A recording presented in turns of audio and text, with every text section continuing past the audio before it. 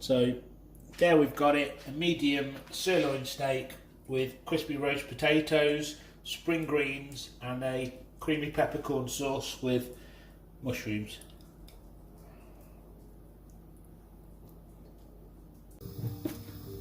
Okay, the first thing we're going to do is take our steaks out the fridge about 2 hours before we start cooking, so they're nice and soft. I'm going to just season these with some salt and olive oil. I'm not going to put any pepper on. You put the pepper on and then put it in the pan, it starts to burn. So I'm just going to oil these steaks like this, in with some quite heavily seasoned Himalayan pink salt, both sides.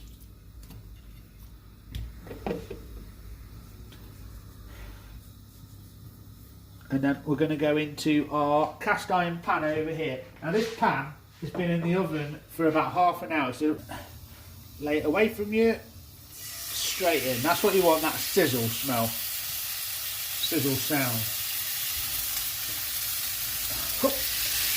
It will stick to the pan, but don't worry about that. Once the proteins will start releasing, it'll unstick and then you'll have a nice brown crust on the outside.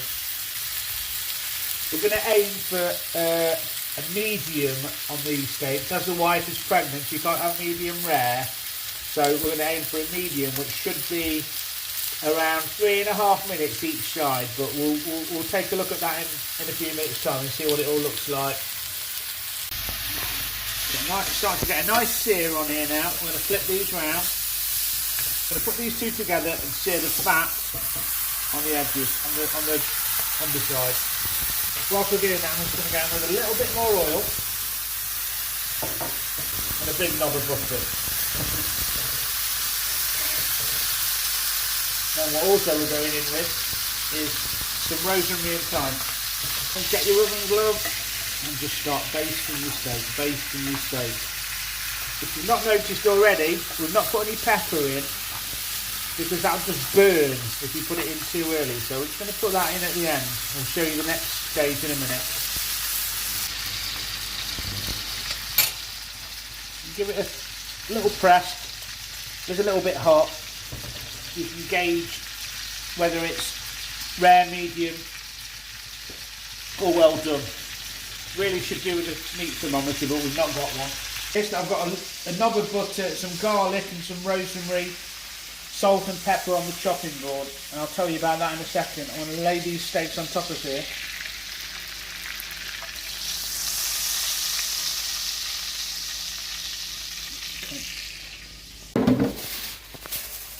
I'm going to put some tin foil on top of these to rest for about 10 minutes, 15 minutes while we prepare our sauce. Okay, in with our sauce. Some people like to use the same pan, but I think there's too much burn on there, so I've used a separate pan. Going in here with one medium onion and about, I don't know, 8-9 mushrooms.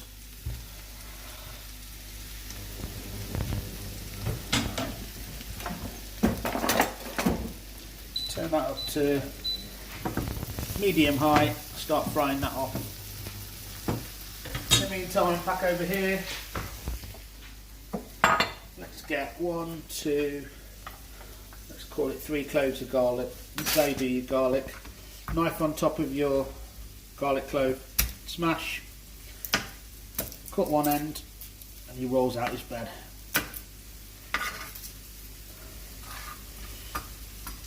Smash, cut one end, cut the other, roll him out his bed.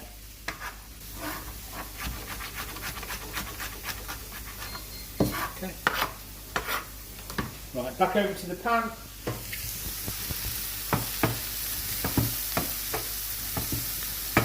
Got some peppercorns. We're doing a creamy peppercorn sauce. Rather than use cracked black pepper out of the mill, I'm just going to use some whole peppercorns and use the pestle and mortar to smash these up a little bit so we get different consistencies of pepper. In with the peppercorns, that to one side. The next step is to put a little bit of brandy in the dish. and flambe it. So we're going to put about, I don't know, just a glug of brandy in there.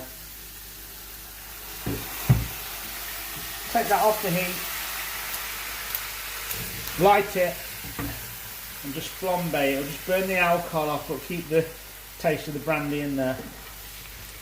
Keep that stirring around. Over here we've got probably 150, 200 mils of beef stock. In with that, and we're going to reduce that down. I always forget something, so that was the garlic going in the sauce. I'm just going to toast some garlic off in some butter here, and I'm going to pour it into the pan. This beef stock's just starting to reduce. I'm going to turn it right down in temperature now before I put in the double cream. If I put the double cream in now, it will just curdle the cream. So what I'm going to do, I'm just going to actually just take it off the heat for a second. In with a little bit of garlic. Took that off the heat. It's still quite hot, but it's not boiling and bubbling. Now what we're going to do, we're going to add about, let's see how much we're going to add. We're going to add about 100, let's say 100 mils of double cream.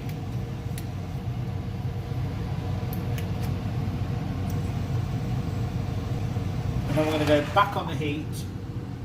Okay, so we've cooked this creamy peppercorn and mushroom sauce down for probably 3 or 4 minutes. Just starting to thicken up and reduce, you see.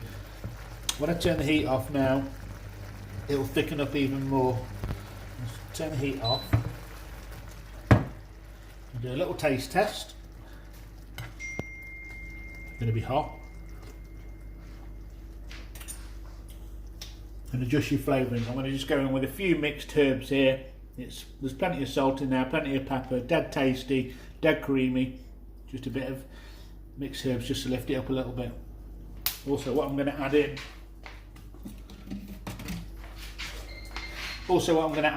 Just a splash of lemon dressing, a little bit of lemon juice, bit of acidity in there. We put some potatoes in earlier, which are going to accompany our dish. Now I'm going to turn the oven off and just put some cold plates into the oven just to warm through, so we're not putting hot steak and hot sauce on cold plates.